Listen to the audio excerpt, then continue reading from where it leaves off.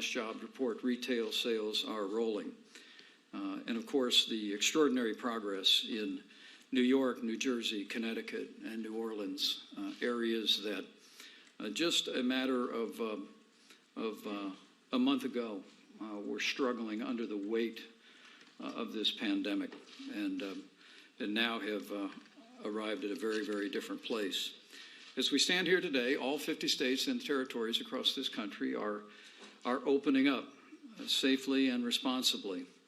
But with cases rising, particularly over the past week throughout the South, President Trump directed our task force to brief the American people on several topics. First, we want to share with you, as Dr. Birx will, what we're seeing in the rise of new cases that today surmounted 40,000 new cases in a single day. Secondly, we want to speak about what we've done and what we are doing at the federal level to support the state efforts, particularly in the states where we see rising cases. We'll talk today about how this moment in the coronavirus pandemic is different than what we saw 2 months ago, to better equip the American people to respond. And ultimately, we will speak about what every American can do to play their part in reducing the spread and the impacts of the coronavirus pandemic. For our part, also, I've spoken to governors in Arizona and Florida and Texas in the last 12 hours. And Dr. Birx and I will be traveling on Sunday to Texas, on Tuesday to Arizona, and I'll be traveling to Florida on Thursday of next week to get a ground report. And of course, on Monday, we will conduct what will be our 26th weekly call with the entire White House Coronavirus Task Force and all of the nation's governors as we meet this moment. Now, as I mentioned, it's important gathering today, I think, that we take a step back and think about how far we've come as a country.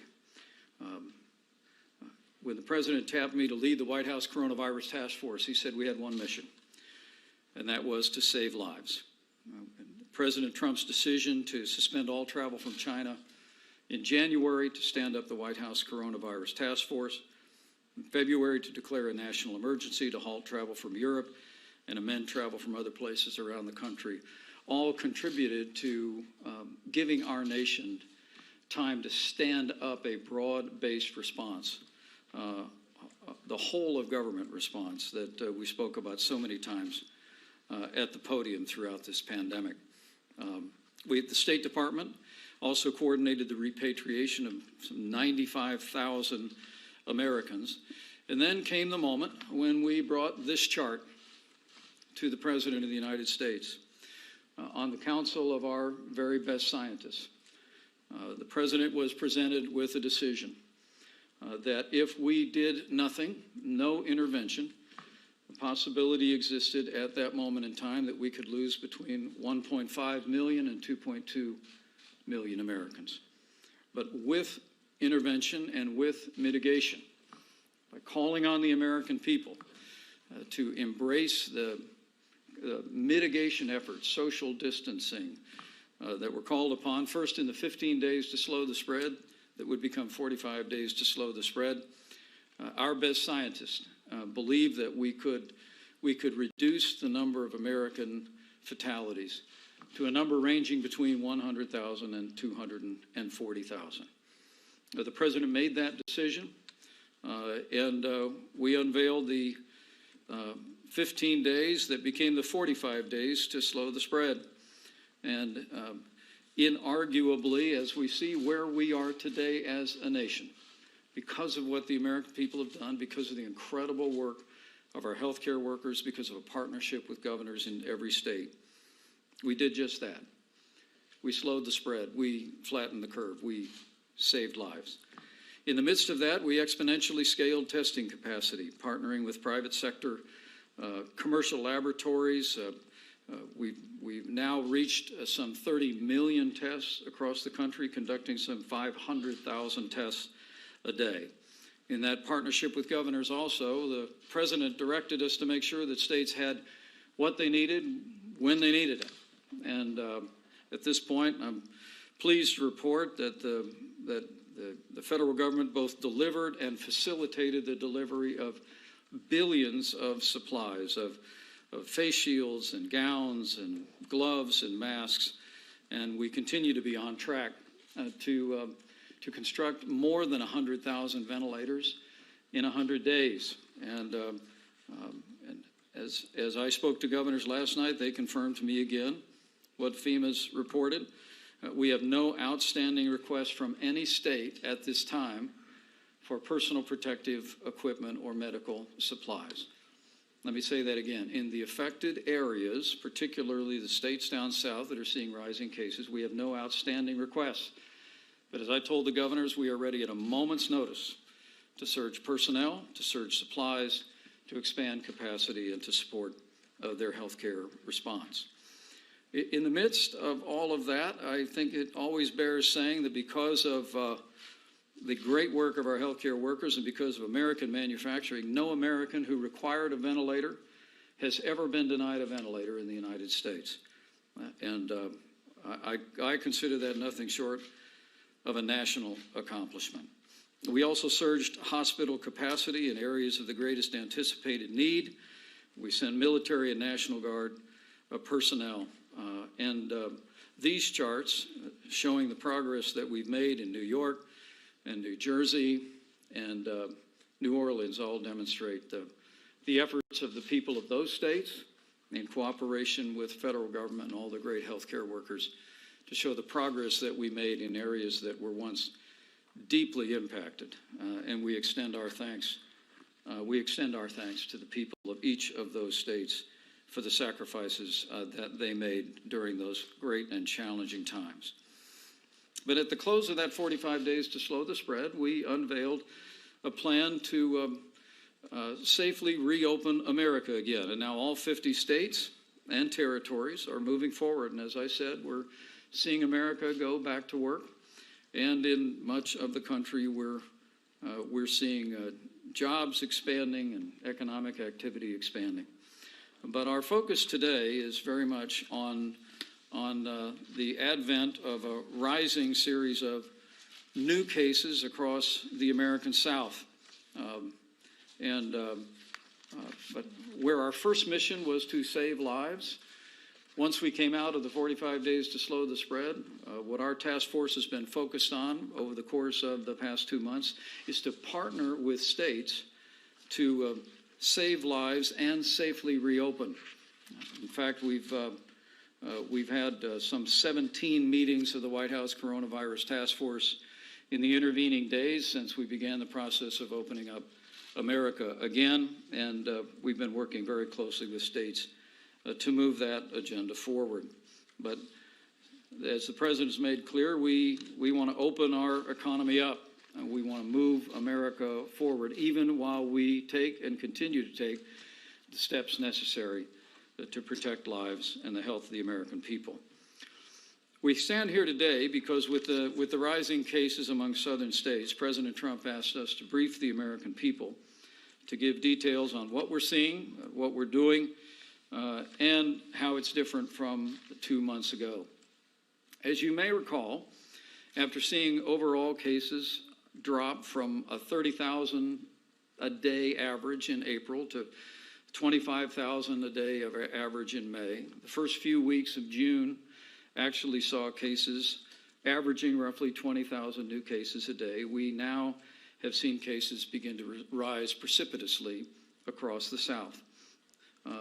In fact, 34 states, let me make sure I've got my numbers exactly right here. As we reported early on, 34 states across the country, though, are experiencing a measure of stability that is a credit to all of the people of those states. Now, when we speak about stability, we're talking about not necessarily states where there are no new cases, but these would be states where there are either no new cases and no rising percentage, or no combination of those two things. There may be states across the country that are seeing a modest increase in cases, but their percentage of positive rates is remaining very stable. But nevertheless, there are 16 states with rising cases and rising percentages. We'll be focusing on those states today. The first thing we'd share with the American people is that while there is a penchant in the national debate to use a broad brush and to paint an entire state one color if there are rising cases in a portion of the state, this is actually a better picture of the data that we literally analyze every single day. Dr. Birx will take a few moments to unpack the specific outbreaks in Texas, Florida, Arizona, and California. But the first thing we would convey to the American people is that from this new positive results in the last 3 days, you can see the concentration of new cases in specific parts of states, and of course, very specifically in parts of the country. Secondly, we want the American people to understand it's almost inarguable that more testing is generating more cases. To one extent or another, the volume of new cases coming in is a reflection of a great success in expanding testing across the country.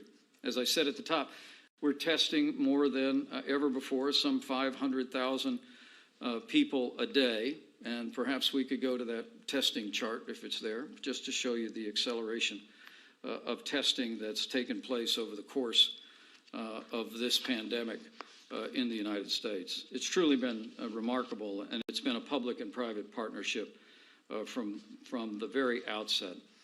One of the things that we're seeing among the cases, and we hear this in Florida, and we hear this in Texas and elsewhere, is that roughly half of the new cases are Americans under the age of 35, which is at a certain level very encouraging news, as the experts tell us, because as we know so far in this pandemic, that younger Americans are less susceptible to serious outcomes of the coronavirus. And the fact that we are finding more younger Americans who've contracted the coronavirus is a good thing.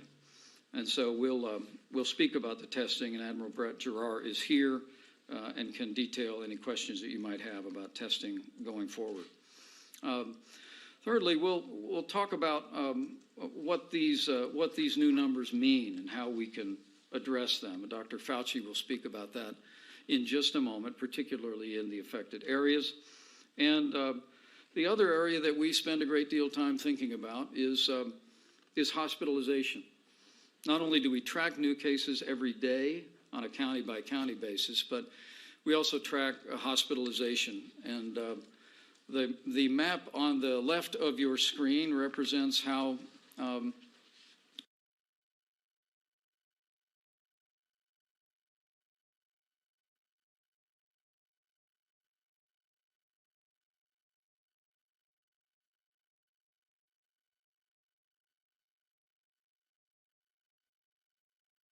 and healthcare workers have the resources and support they need. Again, as in the matter of new cases, you can also see with hospitalization, it's highly focused, highly detailed, and highly specific. Secretary Azar will speak about hospitalization, the work of HHS to make sure that our hospitals around the country have the capacity to meet this moment. But as Dr. Birx may well reflect as well, we are encouraged that where 2 months ago we were seeing some 15% of new cases being hospitalized, now that number is averaging roughly 5% around the country, which is also encouraging news to say the least. And so while we have 16 states that we're focusing on, again, I would just reiterate to the American people, the most useful thing to know is where it's happening so that you can take the steps necessary to do your part. But rest assured, in our conversations with governors in all of the most impacted states, we continue to be assured that hospital capacity remains strong, and they know the federal government stands ready to provide them with the personal protective equipment, or supplies or even expanded capacity and personnel to meet any moment. But at this point in time, we are told that in all of the states most deeply impacted, that hospitalization remains very, very broadly available. Finally, I want to speak about the progress that we've made as a country on the most difficult aspect of this. I said at the beginning that our hearts and our prayers go out to the families who've lost loved ones in the course of the coronavirus pandemic. And I know I speak on behalf of everyone in this country when I extend our sympathies to the more than 126,000 families that have lost loved ones. As the President has said many times, one life lost is too many. But nevertheless, I believe at this point in the course of the pandemic, we can still take some comfort in the fact that fatalities are declining all across the country. There literally was a day 2 months ago this week where we lost 2,500 Americans in a single day. This week, because of the extraordinary work of our healthcare workers, because of the availability of new medicines like remdesivir, new treatments like steroids, and because of the cooperation of the American people, heeding the guidance that we gave at the federal level and state and local officials gave. This week, there were 2 days where we lost less than 300 Americans. And you can see from this chart what has been a precipitous decline from some of the worst moments of this pandemic as it impacted areas of New York and New Jersey and the Northeast. Again, I have a heavy heart anytime I recite these numbers, but the fact that we are making progress, reducing the number of Americans that we have lost and are losing, I hope is an encouragement. Because as we see new cases rising, and we're tracking them very carefully, there may be a tendency among the American people to think that we are back to that place that we were 2 months ago, that we're in a time of great losses and great hardship on the American people. The reality is we're in a much better place with the efforts President Trump mobilized at the federal level, with the efforts of this team, this whole of government approach, the efforts of governors across the country, our incredible healthcare workers, and the cooperation of the American people. We're in a much stronger place. The truth is we did slow the spread. We flattened the curve. We were able to stand up the resources and the capacities in our healthcare system to be able to meet this coronavirus in a way that would put the health of all of our country first. We also cared for the most vulnerable and continue to focus resources and testing and supplies on the most vulnerable, seniors with serious underlying conditions. And I too believe with all my heart that we've continued to save lives. We've created a solid foundation for whatever challenges come, either in the days ahead or in the months ahead. And that's a credit. That's a credit, I believe, to our president, to our federal team, to our state partners. But mostly it's a credit to the American people and our healthcare workers. And so we stand here today. We believe we've made progress. But as we are reminded, as we see cases rising across the South, that we still have work to do. And so we say to every American, particularly those in counties and in states that are being impacted by rising cases, that now's the time for everybody to continue to do their part. And I think you'll hear from this podium today a particular message to younger Americans across the Sun Belt, and the role that you can play in protecting the vulnerable, and making sure that while the coronavirus doesn't represent as significant a threat for a serious outcome to a younger American, none of us would want to bring the disease back to our parents or grandparents, moms and dads, an elderly friend, or a friend who has an immunodeficiency and cause a serious outcome as well. And so we leave you just with the guidelines for all of the phases. When we put out the guidelines to open up America again, we laid out at the outset guidance for responsible reopening, and states across the country, as I mentioned, are doing just that. 34 states are reopening safely and responsibly and seeing low and steady cases and not seeing a rise in the percentage of positives. And in the 16 states that are being impacted, particularly those that we'll focus on here today, we would just encourage every American to follow the guidelines for all the phases. Continue to practice good hygiene, wash your hands, avoid touching your face, disinfect frequently. People who feel sick should stay home, and when it comes to businesses, social distancing, protective equipment, temperature checks, testing and isolation.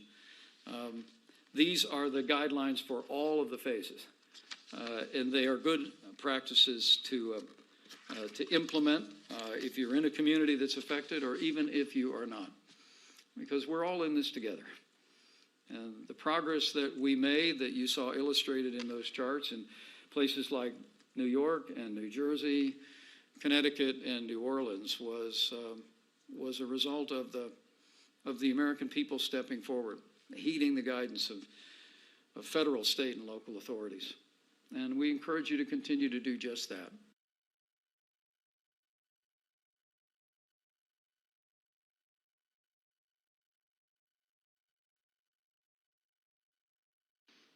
But for those in the areas most affected, we just want to encourage you to listen to and respect the guidance of your state and local authorities. Recognize that this is different than 2 months ago, both in our ability to respond and in the nature of those that are being infected, and that younger Americans have a particular responsibility to make sure that they're not carrying the coronavirus into settings where they would expose the most vulnerable. And lastly, as I prepare to bring Dr. Birx to the podium, I just encourage every American to continue to pray. Pray for all the families that have lost loved ones. Pray for our healthcare workers on the front lines. And just continue to pray that by God's grace, every single day, will each of us do our part to heal our land. With that, I'll introduce the coordinator of the White House effort on the coronavirus, Dr. Deborah Birx. Thank you, Mr. Vice President. Thank you for that great introduction. Just to remind everybody where we have come from in the last 4 months, we have a great deal of understanding now about the differential disease. Differential infections, no. We believe everybody is susceptible to infection. But we know infection leads to a spectrum of disease, and we have much better details about who is vulnerable and why they are vulnerable. And as the Vice President said, at one time, we were diagnosing people in the ICU after they came into the emergency room. And thanks to the millennials who have been heeding our guidance, they have been coming forward and getting testing. And so whereas before we told them to stay home, now we are telling them to be tested.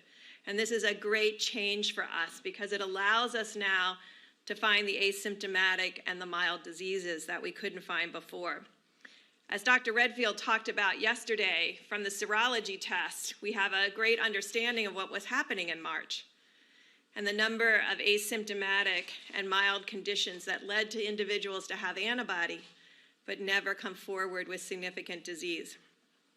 We now know who's at risk for significant disease, and we now know it's particularly the elderly, individuals over 80, and individuals with comorbidities. And remember, those comorbidities span the entire age group. We do know that we have people in the younger age groups with significant type 1 diabetes and may also have individuals with significant obesity. We know that those are risk factors, and so risk factors go with your comorbidity, not necessarily with your age.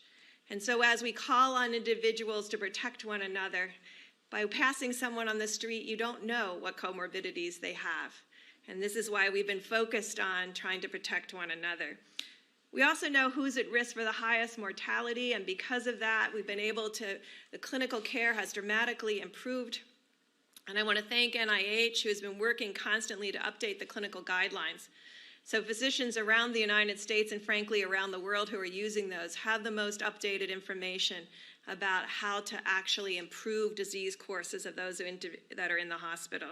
We, of course, have improved treatment in the hospital that we didn't have in March and April, with improved methods of oxygenation, which is really quite important, improved treatment of acute respiratory distress, that's the individuals on the ventilator, we know now will respond quite well to steroids.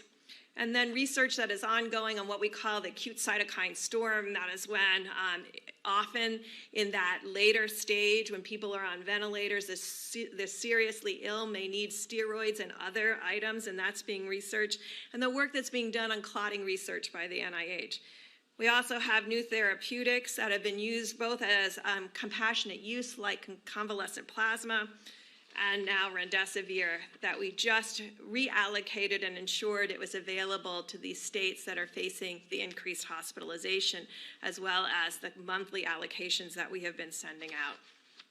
If we can go to the first slide, please, and start where the Vice President left off. Really, this disease is tackled community by community, testing at the community level and working with community groups to understand the spread in those communities. And so we've spent the time to really map this epidemic and new positives down to the level of communities to understand where spread is occurring so that we can match our prevention interventions to those areas. Next slide, please. As we discussed, and it's difficult for you to see on this graphic because the top line is New York.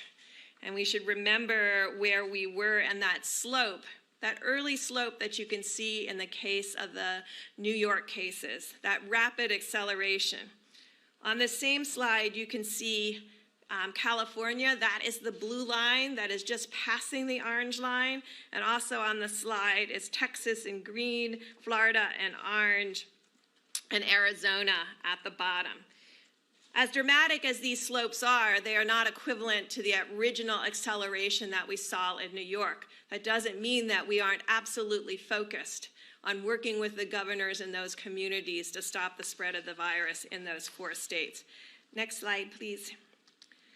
This shows you through the entire country that we're tracking state by state. Now, obviously, this axis is vastly different than the one on the prior slide because that slide included all of the cases in New York City. But you can see on this slide that we've been tracking very closely North Carolina. A team's been in with North Carolina working with the state and local public health authorities to really respond to the changes there, as well as the South Carolina at the bottom. Next slide, I'll just go quickly through these so you can see Oklahoma's at the bottom of this slide. And next slide, you can see on this slide Idaho and Oregon.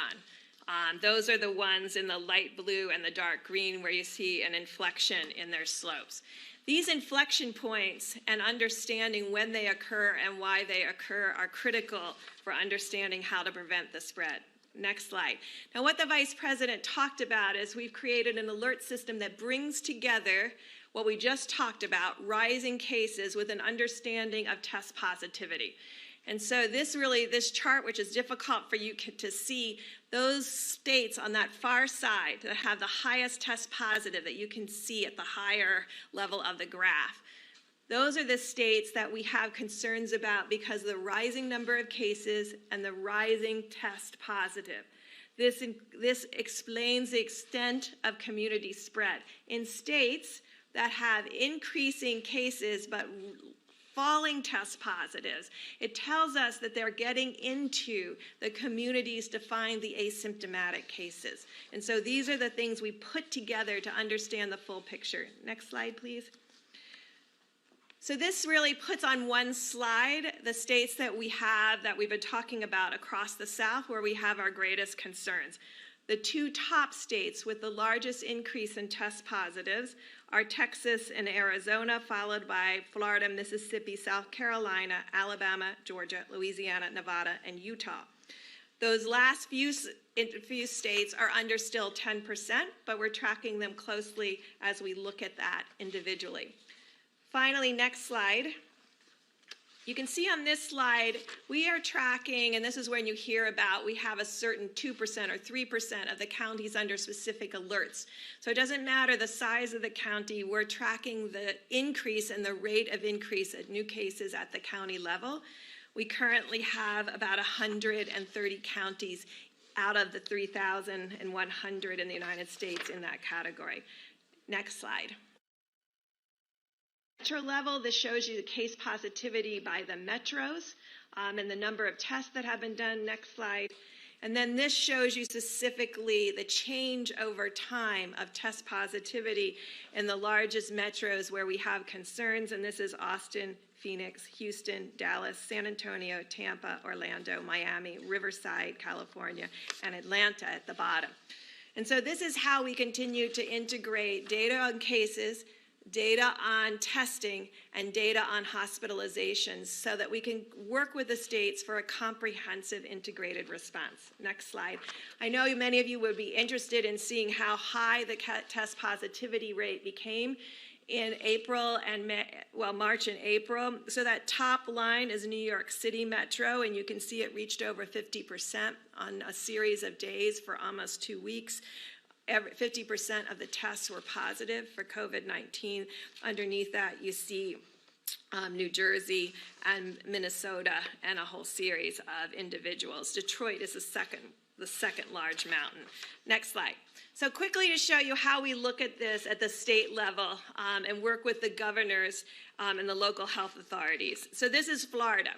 We track testing, it's done, the number of test positives that are in the blue line, the total number of cases seen in the black bar, and what we call the syndromic presentations of early respiratory diseases and pneumonias. Next slide.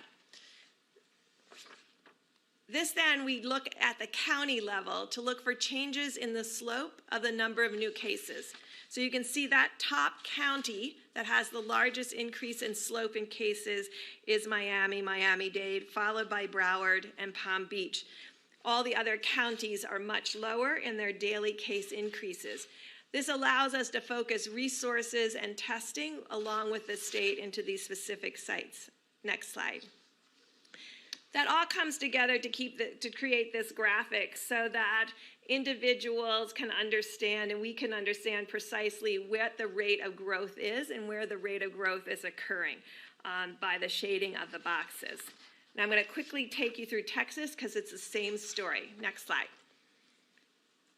So this shows you the exact same graphics now shown for Texas, showing a continued rise in the daily tests performed, but also a rise in the test positivity, the blue line. You can see throughout May, after opening, their test positivity continued to decline as their testing increased. It was in the last 2.5 weeks that we saw this inflection of rising test positivity along with rising testing. But it was the increase in test positivity that alerted us, along with the increased cases, that this was becoming an alert. You can see in the red boxes, everything is heat mapped. So at a glance, you can tell those 2 boxes that are in the middle that are red. That's the heat map showing that this has rising cases and rising test positivity. Next slide. But even in Texas, next slide, please. And this gives you a map of Texas, or shows where the cases are and where they're rising the most rapidly. And finally, I'm just going to go through Arizona very quickly along with California. So next slide. Same situation that we're showing here with Arizona, rising number of tests being performed, but also rising test positivity, rising cases. Next slide. Arizona is unique and they have essentially one county that is primarily represented by the depth of the new cases, and this is in the Phoenix area. Next slide. Then next slide. So this is California. And so you can see California over the last week has had that increase in test positivity. You can see that dramatic increase at the end of that bar in the blue line. along with still increasing testing that has been done. And we just want to thank all of the governors and all of the work at all the laboratories that has allowed us, along with HHS and Brett Gerard, who ensured that the supplies were there to really increase these orange lines. You could see in each of these cases, these orange lines have dramatically gone up over the last 4 weeks. Next slide. And like New Mexico, the primary infections right now in California at the highest level are in the LA area. But because LA is a large metropolitan area, next slide, you really need this kind of more specific and local graphic to really show that it's also increasing in the Central Valley. And this gives us the ability to focus resources among agricultural workers to improve testing and isolation for those who become positive. So I just wanted to take you through how we've been looking at data, how we consolidate that data, and then Monday report it out to the governors. We hope over the next week to be able to really have this data available in real time on the White House website so that everybody across the country can see where the cases are. Because in the end, we really want to call to action. When we started talking about what can be done, we said the most important thing that would change the spread, and I'm going to turn that over because I know Tony's going to talk about it, is really individual behavior and our respect for one another through social distancing, wearing a mask, and ensuring that we're protecting the most vulnerable that may be in multi-generational households. And I just want to end by thanking again the millennials who have come forward. And I know during the protests we asked a lot of them to go forward to get testing, and we see those testing rates really improving in the under 40 age group.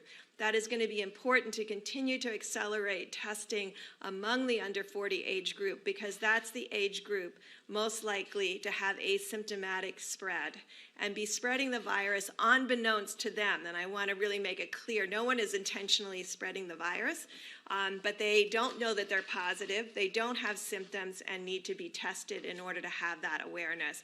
And so we really want to thank them again for coming forward and really enriching the amount of testing that has been done in the under 40-year-old age group. And to our older population, you know if you have comorbidities, you know if you're over 80. We ask you if in the hot spots in these states that are having expansion in cases to continue to shelter as much as you can and use your grandchildren to go and do your shopping. Thank you very much, Dr. Birx, and thank you, Mr. Vice President.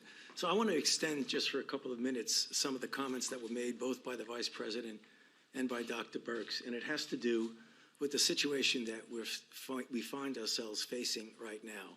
It's very clear from the maps that you saw that there are certain areas in the country, states, towns, cities, regions, that are doing very well, that have followed the guidelines and are opening up in a prudent way that's been effective.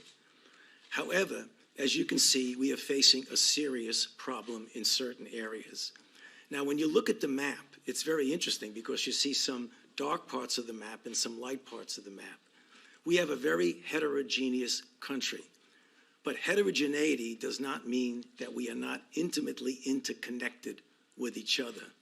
So what goes on in one area of the country ultimately could have an effect on the other areas of the country. So let's take a look at this problem that we're facing now, this resurgence of cases. I don't think there's time enough now all day to try and analyze and figure out the multifaceted elements that went into that. You know, everything from maybe opening a little bit too early on some to opening at the right time, but not actually following the steps in an orderly fashion, to actually trying to follow the steps in an orderly fashion, but the citizenry did not feel that they wanted to do that for a number of reasons, likely because everyone feels the common feeling of being pent up for such a long period of time. So we're not going to say blame, we're not going to try and analyze it, but there is something that's very important about it that I'd like to get a message to the country in general. When you have an outbreak of an infectious disease, it's a dynamic process that is global. So remember, what happened in China affected us. What happened in Europe affected us. What's happening here is affecting others. We can't get away from that. It's interconnected. So therefore, if we are an interconnected society, we've got to look at the fact of what our role is in trying to put an end to this, because everybody wants to end it, everybody wants to get back to normal, and everybody wants the economy to recover. I think we all are pretty common in that. That's a given. So, what can we do? What I think, upon talking to a lot of people and reflecting on it, we have such an unusual situation because of all of the decades that I've been involved in chasing infectious diseases. I've never seen anything that is so protean in its ability to make people sick or not. There's no other infectious disease that goes from 40% of the people having no symptoms to some having mild symptoms, to some having severe, some requiring staying at home for weeks, some going to the hospital, some getting intensive care, some getting intubated, some getting ventilated, and some dying. So that depending on where you are in that spectrum, you have a different attitude to this particular thing. But anyone who gets infected or is at risk of getting infected, to a greater or less degree, is part of the dynamic process of the outbreak. And I know, because I can understand, when I was at a stage in my life when I said, well, I'm invulnerable, so I'm going to take a risk. I think what we're missing in this is something that we've never faced before, is that a risk for you is not just isolated to you. Because if you get infected, you are part, innocently or inadvertently, of propagating the dynamic process of a pandemic. Because the chances are that if you get infected, that you're going to infect someone else. And although you may feel well, and because we know, if you look at the numbers that you'll probably hear later on, the overwhelming majority now of people getting infected are young people, likely the people that you see in the clips and in the paper who are out in crowds enjoying themselves, understandably. No blame there, understandably.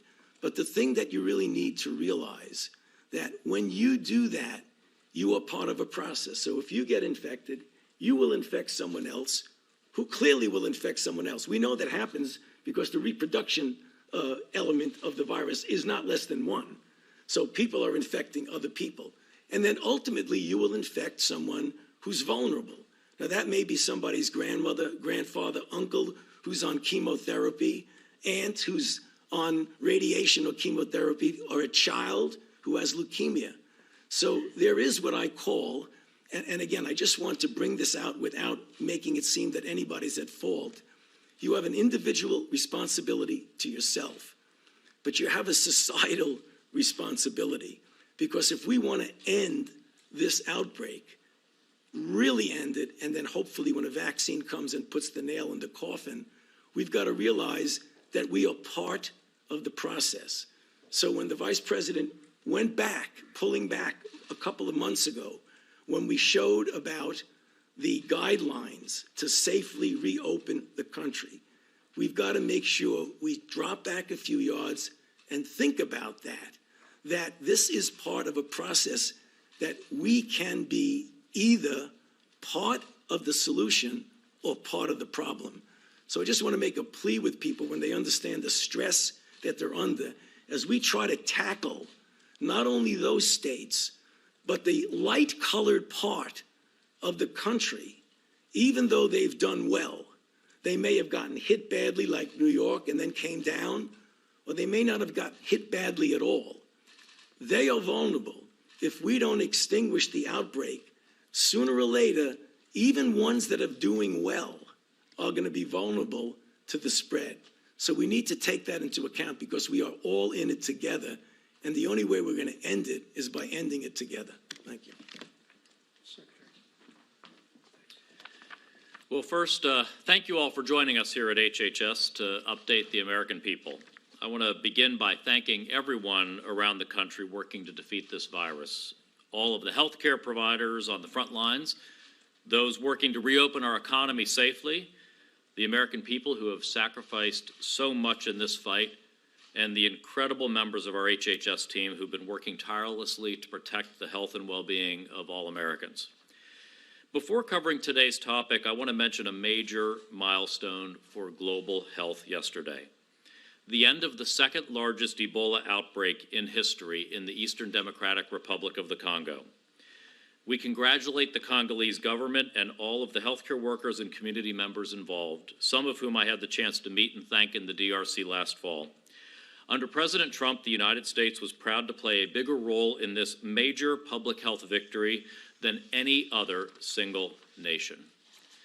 And now, thanks to the President and the Vice President's leadership and the hard work of our team, America has never been readier to combat COVID-19. We've built up our readiness under the strategy we developed to address surges, save lives, and in time defeat the virus. We're in a much stronger position to support states, hospitals, and individuals as they fight back.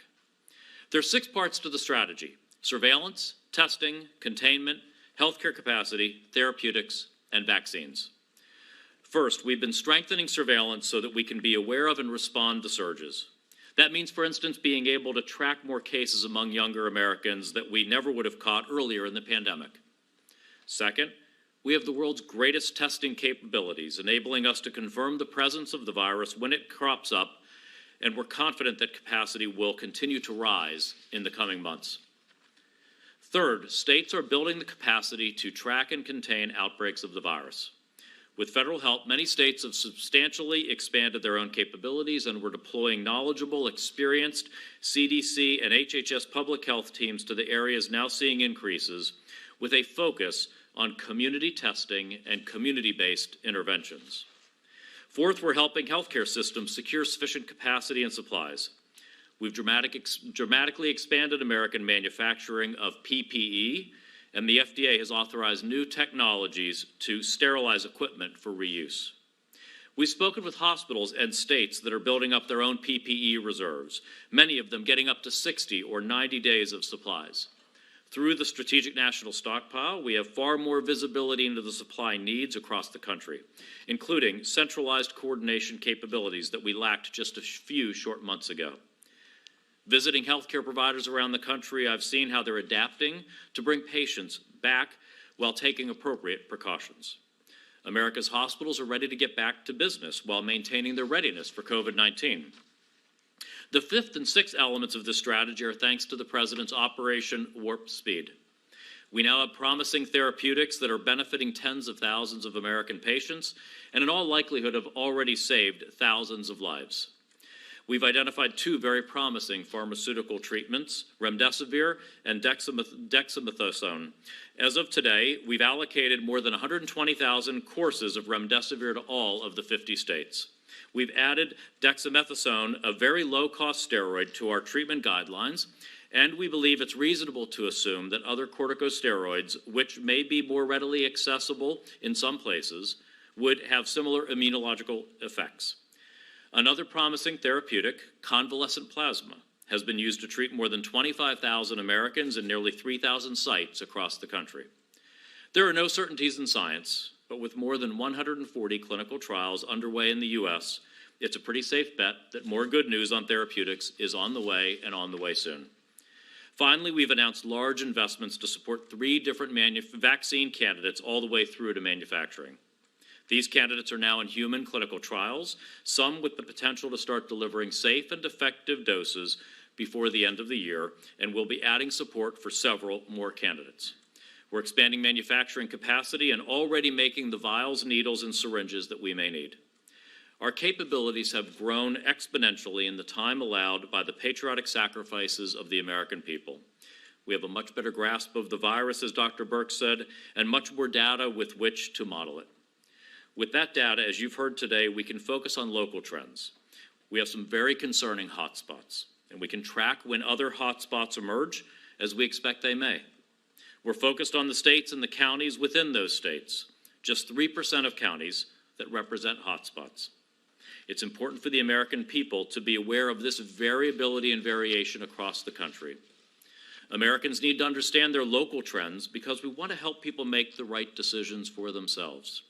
Making decisions for yourself has to be based on 3 axes of risk, as our Surgeon General taught us in March. You want to assess where you are, who you are and whom you live with, and what activity you're thinking about doing. There are gradations of risk within each of these axes. Going to an outdoor restaurant in Montana is a great deal different from a crowded indoor bar in Houston. When you interact with fewer people in an activity, When you interact with them for a shorter period of time, your risk is reduced, and individuals can balance these kinds of factors. What I've laid out today is remarkable progress by the President's administration, and a particular credit to the team here at HHS. We've got a lot of work ahead of us, but Americans can be confident that we have a rock-solid foundation to help us get safely back to work, back to school, back to worship, and back to health care, while we tackle surges of the virus where they occur. Thanks to President Trump's leadership, we've got the capabilities, the knowledge, and the strategy to protect Americans' lives and their livelihoods at the same time. And every American should feel proud of that. Thank you. Great. Great.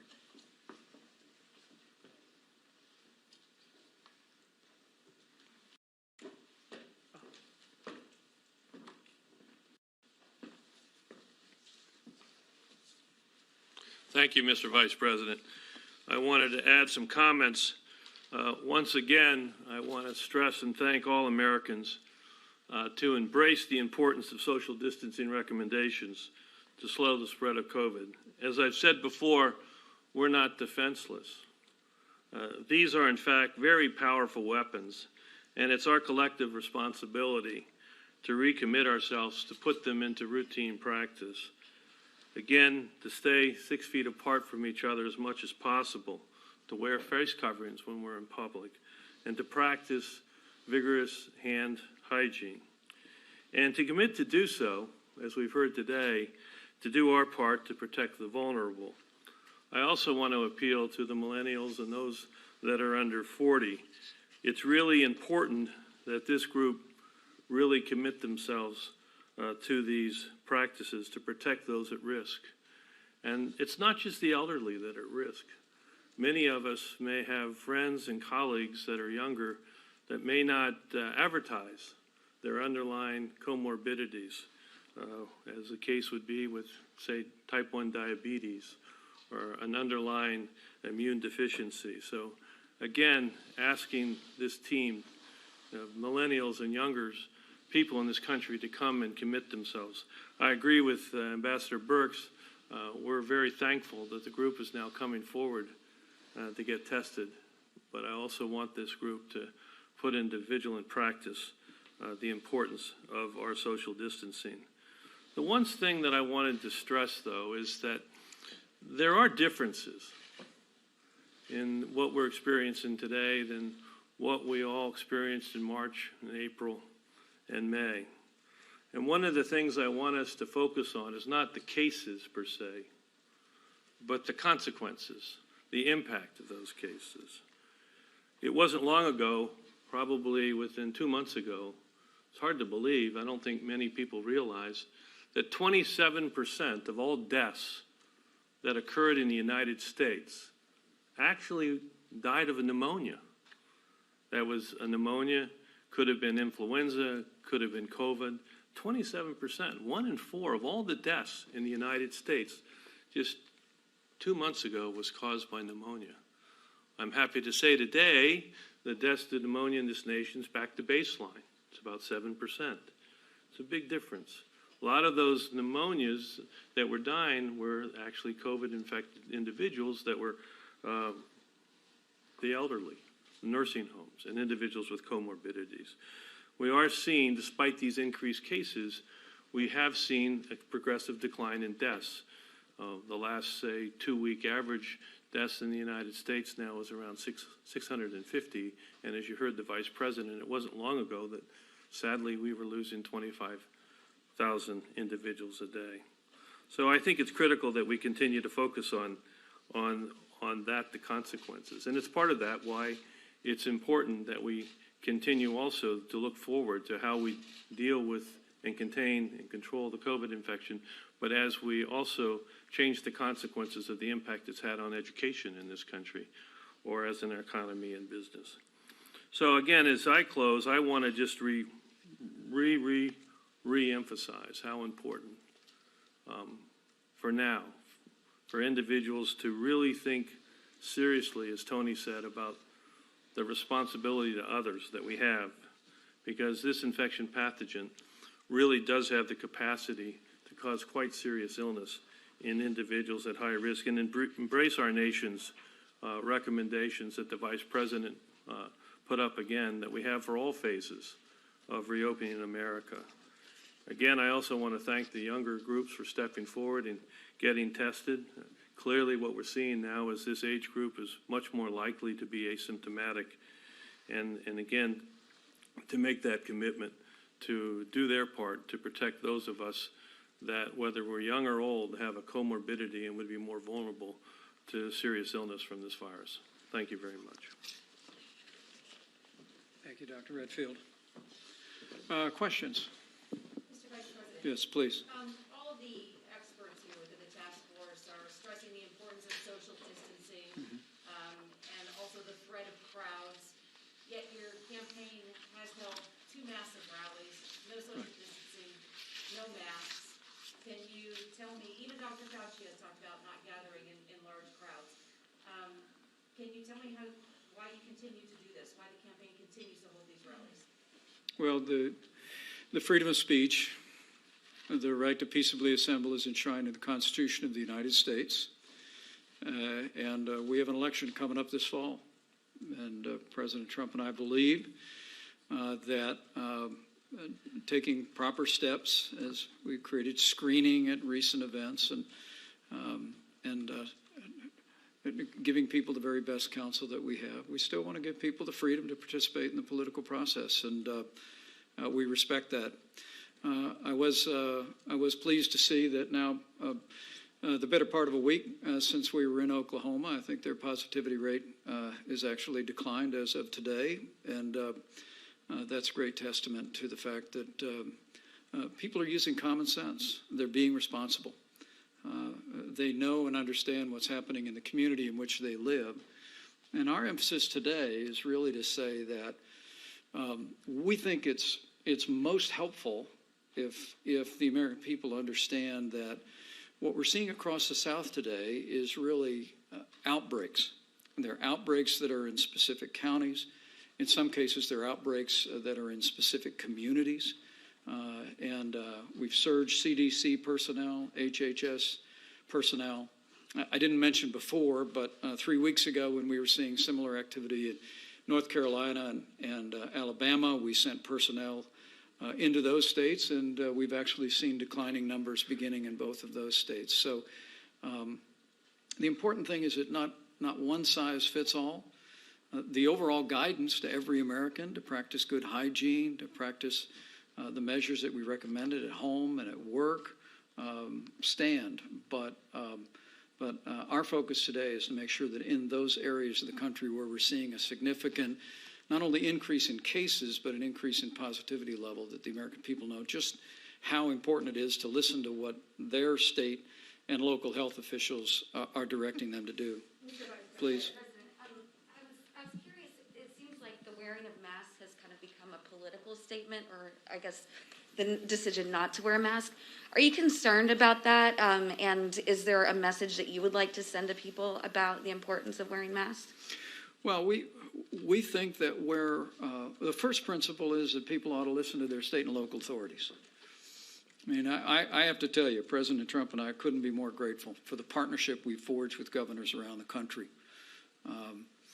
I spoke to the governor of Florida, of Arizona, of Texas, just within the last 12 hours.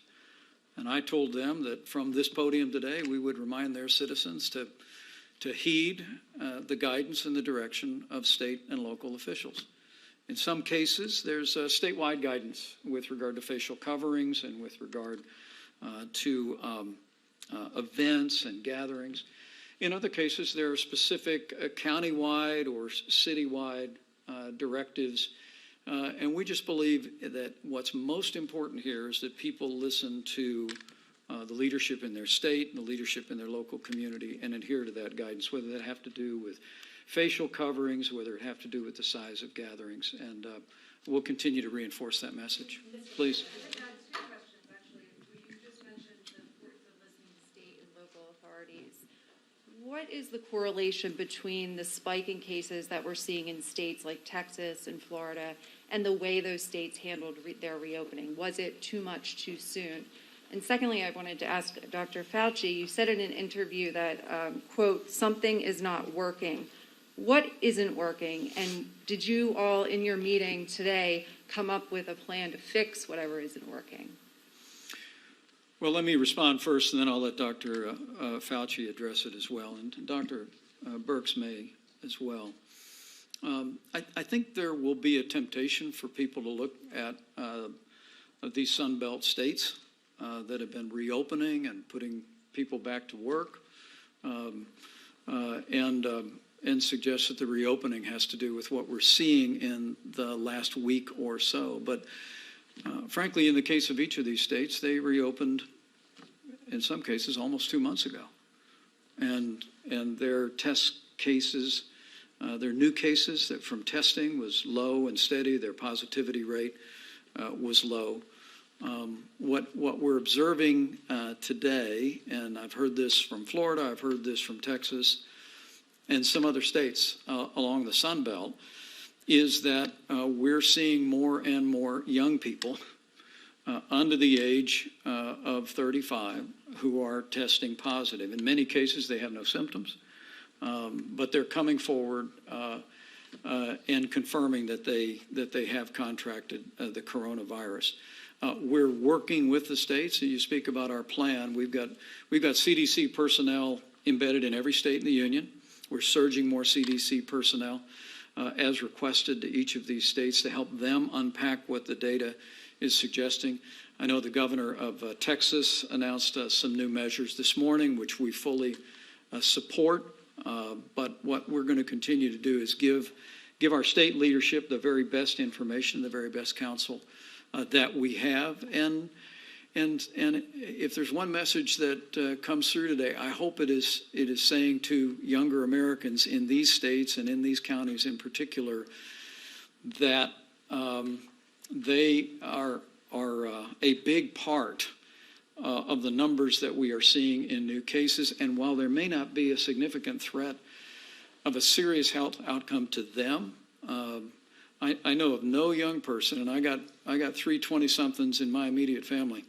No young person would ever want to inadvertently expose a mom, a dad, a grandmother, a grandfather, or someone who's vulnerable to a serious result. And so alerting them that there's been spread among that age group, urging them to take countermeasures and heed what their governors and local officials are directing will be our continued strategy. Dr. Fauci, did you want to respond? So what I meant by what is not working, and this is not anybody's fault or any institution's fault, is that what we're dealing with right now is community spread in the context of a substantial proportion of the people who are getting infected do not know they're infected, they're not symptomatic, they're asymptomatic individuals. The classic paradigm of identification, isolation, and contact tracing to actually contain that is very difficult to make that work under those circumstances. You superimpose upon that the fact that even with identification, isolation, and contact tracing, often the dots are not connected. If you get on the phone and talk to people who are in some of these communities, you find that a lot of it is done by phone. And when it's done by phone, maybe half of the people don't even want to talk to one who they think is a government representative. If you live in a community that is mostly brown or black, you're in a different situation that maybe 70% of them don't really want to talk to you. You can identify a contact, but you don't isolate them because you don't have the facility to isolate them. That is what's not working. So what we're going to do, and we are doing, and you're going to be hearing about this, flooding the area of a community to get a feel for what's out there, particularly among the asymptomatics. So in other words, it's a paradigm shift because we're dealing with young people, people who are going to be asymptomatic, and people who are getting infected in a community setting, not an outbreak setting where you know who to identify, isolate, and contact trace. That's what I meant. So Dr. Fauci, Dr. Fauci, Dr. Fauci and Dr. Birx. Can I just want to finish it, expand his thought for just a second. About 3 months ago, we talked about how important it was to have community at the center. And I think when you talk about what's going to be different, and part of the reason why the president and vice president have asked me to go out to Texas, New Mexico, and Arizona, is to not only meet with the state and local health officials, but to meet with the community groups so that the community groups can help us support community-specific messaging. Public health messaging, when you just keep saying the same thing over and over again and the people get tone deaf to it, it's because it's not tailored to their specific circumstances and they don't see that message resonating in their lives. We've had to do this across the world. I've done this over and over again for HIV, TB, and malaria. At the center of this has to be the community, and the community will help us identify who needs to be tested. They'll help us identify which households have the most vulnerability in them, and how we can really go into those communities and support that response at a very local and ground level. When we started this, we were very much facility-based, and we know facilities carry us a long way. But if we want to change the transmission rates in these metros, in specific communities and in specific parts of those metros, we've got to walk side by side with our community leaders and our community groups that know how to translate our scientific dogma and information down to a level where people will understand it, hear it, and act on it. I know when they hear it and understand it, they will act on it. And so that's how, when you ask what's going to be different, that has already started, and it's already going to be different. Dr. Burke. You know, just let me add to that. That's exactly what we did with HIV 30 years ago. We got the community involved in helping us to outreach. And I think that's very important to underscore what Dr. Burke said. And that's exactly what's being planned to do, to get people who know the community, who live in the community, who the community trusts. Right, let's go. How about right here? Do you expect the death rate to go up in the next 3 or 4 weeks, just like we're seeing the rate of infection go up now? Well, our hope and our prayer is that it's not the case. We've seen, as you noted, we've seen a precipitous decline in fatalities. And again, one is too many. We grieve the loss of every American life. But the fact that 2 months ago we had lost 2,500 Americans in a single day, in 2 days this week we lost less than 300 Americans, it is a testament to our healthcare workers, to all of the medicines that Secretary Azar just described being available in all 50 states. It's a testament to the efforts of the American people, and we hope as we continue to engage that we'll continue to see those numbers decline. The other reason we're encouraged is because at this point, when we look at our losses,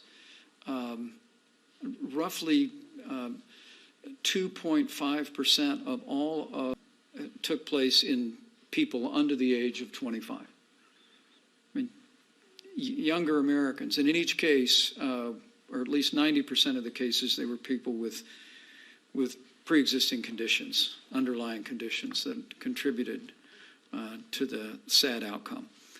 So as we see that in Florida and in Texas, they've reported to us that half or even more than half of the new cases that are showing up every day are people under the age of 35 or younger Americans, in most cases asymptomatic. Our hope is that those younger, healthy Americans, like most have already, will continue to go through the coronavirus, will recover. But our message today, as we've spent so much energy in the last 4 months protecting the most vulnerable, I mean, we've deployed testing resources, we've supported states' efforts. States across the country in the last month have answered our call to test all the residents of their nursing homes, to set up a plan to test all of the staff on a regular basis. We need to protect the most vulnerable, and we want a message going out to younger Americans, particularly those along the Sun Belt, in these counties where we see new cases on the rise, positivity on the rise, to know that we need them to do their part to make sure and protect the most vulnerable, so that we don't see those losses rise. But it's in the hands of the American people, and particularly young people in this country. All right, guys, last question. Right there. Thank you. A question for you, and then a question for the doctors on childcare. Sure.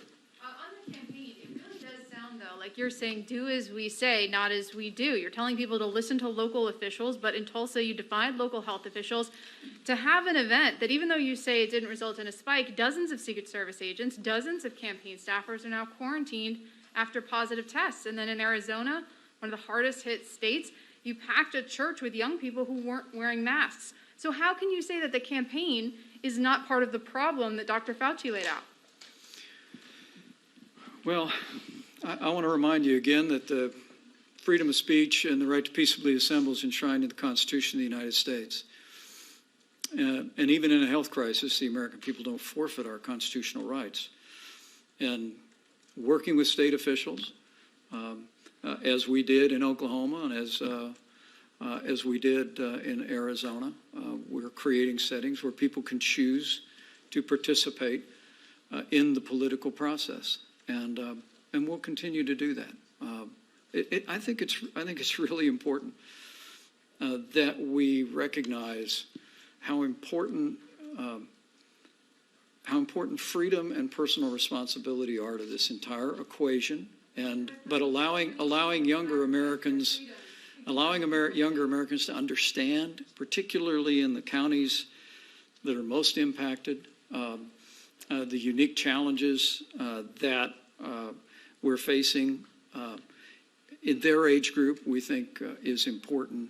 But look, it's so important that we recognize that as we issued guidance to reopen America now 2 months ago, and now as all 50 states are opening up our country again, people are going back to work, American everyday life is being restored kind of one step, one day at a time. I think it's important that we remind ourselves this is not a choice between the health of the American people and a strong economy. There are profound health implications to the lockdowns through which we just passed. I heard a statistic not long ago at a task force briefing that in one jurisdiction there had been a 50% increase in the number of people presenting at emergency rooms having attempted suicide. I mean, there are profound mental health issues. There are profound economic issues. People needing to be back to work, and so our objective here today is just to make sure the American people know. In 34 states, the cases are largely stable, and there's no combination of rising cases and rising positivity rates. That's a tribute to the American people. And in the 16 states we're focused on today, we simply want to equip particularly young people with the knowledge of the part that they can play in stemming the rising tide of new cases. Not because the coronavirus represents a significant threat to them. In most cases it doesn't if you're a younger American. But because no younger American would ever want to spread the coronavirus to someone who would have a serious outcome. But I'm grateful for the time today. We hope this has been helpful. And we'll be back with more information as time goes on. Thank you.